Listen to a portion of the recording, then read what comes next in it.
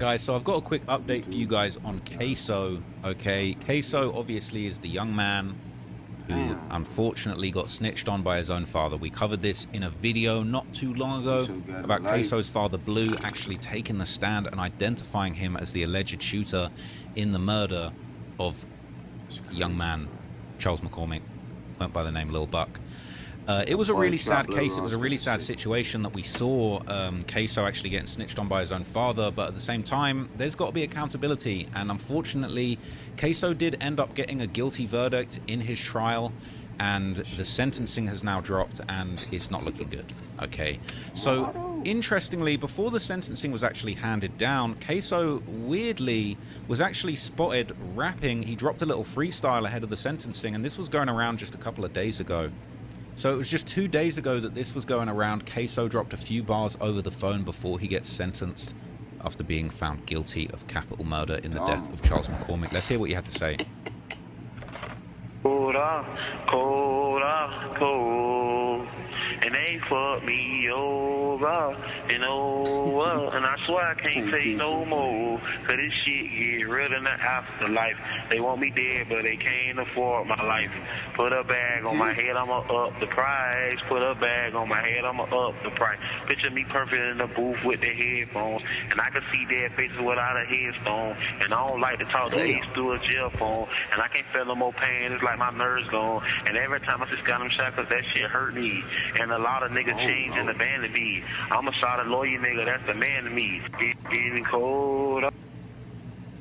So yeah, he posted that, man. October 1st, the judge is going to sentence me to life like I ain't nobody. Okay, and that is what happened. He was sentenced to life, along with ATK Scotty, life in prison for the murder of Lil Buck. Let's hear the news report. Both sentenced to life in prison today. This is video showing Hakeem Robinson and Leroy Whitaker in court. Action News Jax first told you in July when both men were found guilty in the shooting death of Charles McCormick Jr., known as Lil Buck. McCormick's mother was there for today's sentencing. In 1996, a bright light entered the world. Today, Charles McCormick Jr.'s mother stood in a courtroom and faced the men who killed her son. Her letter to them was read through an advocate. Today will not erase that hurt, but it brings some kind of relief knowing that these individuals will no longer have the power to take another life. His mother said Charles's life was lost for saying something that others didn't like. Action News Jax has been following this case since 2020. Investigators found Charles shot to death outside an Arlington shopping center. Investigators said Leroy Whitaker Jr. and Hakeem Robinson killed him over a rap diss track. As a community, we must take a stand against music and messages that glorify real violence and the loss of innocent lives. Moments after those words were spoken, both men learned their fate. Sentence you to the only lawful sentence that this court can impose, and that is mandatory life in prison without the eligibility for parole. Neither man spoke after hearing their sentence. Charles's memory will never fade. His light continues to shine throughout the lives he touched, and the love he gave, and the faith he lived by.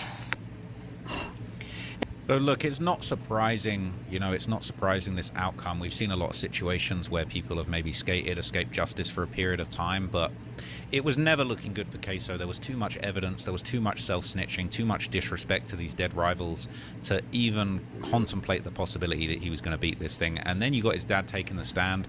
There's really just no way. And a lot of people have been reacting to this over on Reddit.